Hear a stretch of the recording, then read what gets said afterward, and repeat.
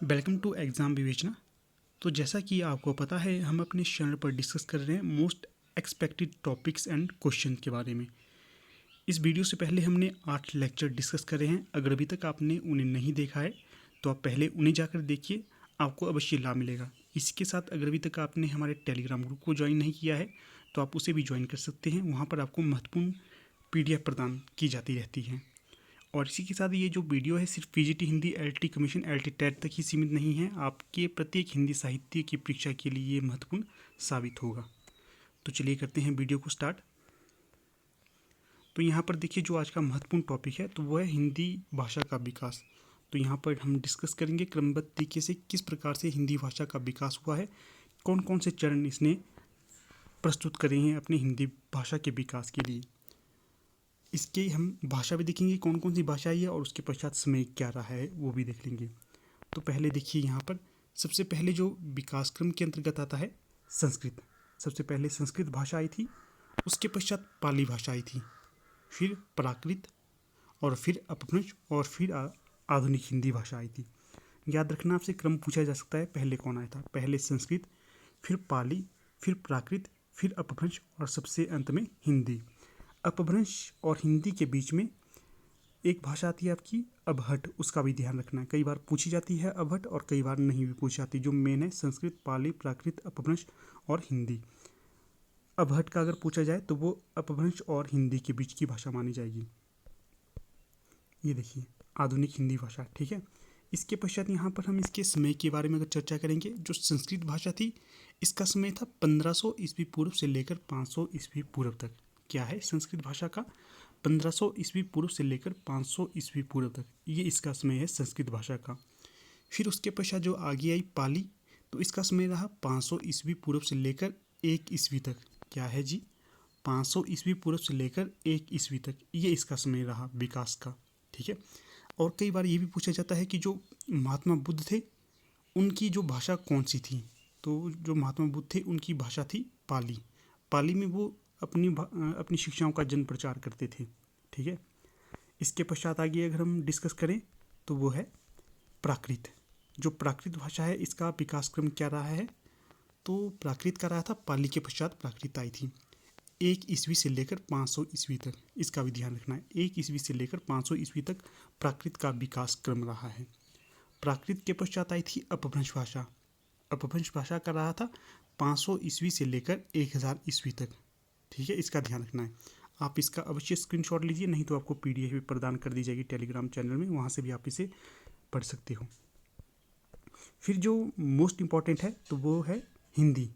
वर्तमान में जो खड़ी बोली बोलते हैं, हिंदी बोलते हैं, जिसका हम प्रयोग करते हैं, तो उसका समय रहा 1000 ईस्वी से लेकर अब तक, ठीक है।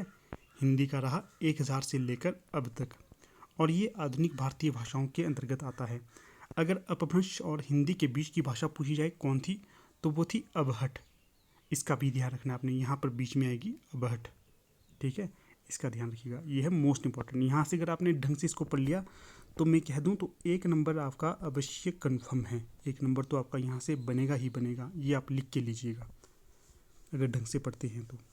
इसके पश्चात जो दूसरा टॉपिक है मोस्ट इम्पॉर्टेंट, तो वो है इतिहास ग्रंथ, प्रकाशन वर्ष और इतिहासकार। तो यहाँ से भी आपका एक प्रश्न अवश्य बनेगा, डायरेक्ट या इनडायरेक्ट। हम इस प्रश्न को किस प्रकार से हल करेंगे?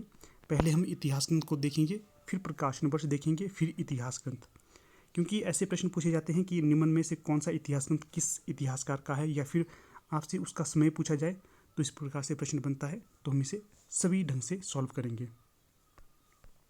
देखिए, जो इतिहास ग्रंथ है, हिंदी साहित्य की भूमिका, हिंदी साहित्य उद्भव और विकास, हिंदी साहित्य का आदिकाल। फिर से बता देता हूँ, हिंदी साहित्य की भूमिका, हिंदी साहित्य उद्भव और विकास, हिंदी साहित्य का आदिकाल। ये जो तीनों ही इतिहास ग्रंथ है ये आचार्य हजारीप्रसाद द्विवेदी के हैं। किसके हैं?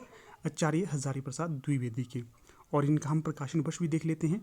हिंदी साहित्य की भूमिका, इसका प्रकाशन वर्ष है 1940। फिर हिंदी साहित्य उद्भव और विकास, इसका 1952 है।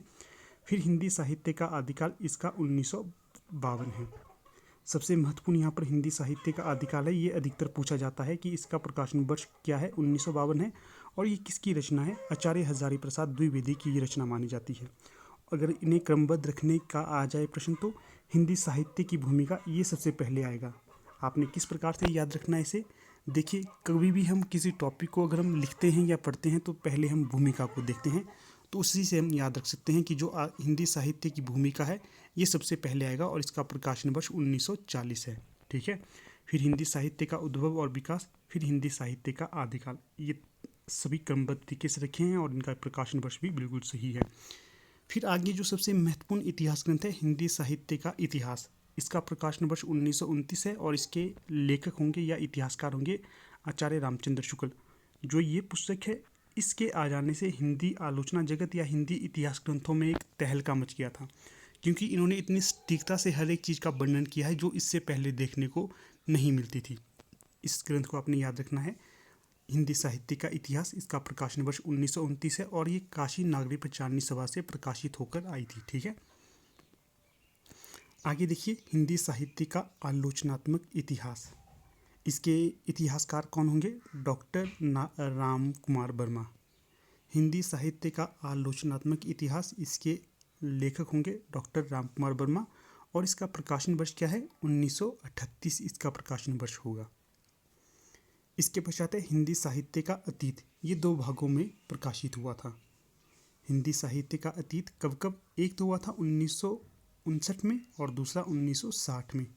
क्या है? हिंदी साहित्य का अतीत 2 भागों में प्रकाशित हुआ था, एक 1959 में और दूसरा 1960 में। और इसके रचनाकार कौन होंगे? विश्वनाथ प्रसाद मिश्र, ये इसके रचनाकार माने जाएंगे। ये भी मोस्ट इम्पॉर्टेंट है, क्योंकि हिंदी साहित्य का अतीत अगर आप पढ़ते हो तो वहाँ पर रीतिकाल के बारे में बहुत ही सूक्ष्मता से रिसर्च कर जानकारी दी गई है। अच्छा इतिहास ग्रंथ है ये, अगर इसकी बात की जाए तो। फिर आगे है वाग्मय विमर्श। तो जो हिंदी साहित्य वाग्मय विमर्श या वाग्मय विमर्श कहा जाए तो ये पुस्तक भी विश्वनाथ प्रसाद मिश्र की हो जाएगी और इसका प्रकाशन वर्ष क्या है? 1940, ये इसका प्रकाशन वर्ष हो जाएगा। इसका भी ध्यान रखिएगा। तो मुझे पूरी आशा है कि आपको ये पूरी वीडियो समझ आई होगी।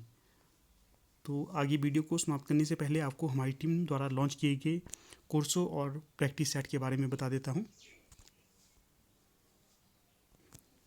ये देखिए, ये हमारी टीम के द्वारा लॉन्च की गई हिंदी साहित्य टॉप 10 मॉक टेस्ट की ई बुक है। अगर आप इसे लेने के लिए इंटरेस्टेड हो तो आप संपर्क करिए 8219312129 में। यहाँ पर नंबर दिया गया है, इसमें आपने व्हाट्सएप करने हैं। आपकी जो भी क्वेरी रहेगी उसे सॉल्व कर दिया जाएगा। बाकी आपको ये नंबर डिस्क्रिप्शन बॉक्स में भी मिल जाएगा। ठीक है, और दूसरा ये हिंदी साहित्य कोर्स है, कंप्लीट कोर्स यहाँ पर आपको मिल जाएगा हिंदी साहित्य का। अगर आप इसे करते हो तो आपको कहीं और भटकने की आवश्यकता नहीं होगी। आपकी प्रत्येक परीक्षा के लिए ये कोर्स महत्वपूर्ण रहेगा। तो चलिए इसी आशा के साथ वीडियो समाप्त कर लेते हैं कि आपको ये वीडियो अच्छा लगा होगा। तो अगर अच्छा लगे तो इसे लाइक, शेयर और चैनल को सब्सक्राइब अवश्य करना। Thank you.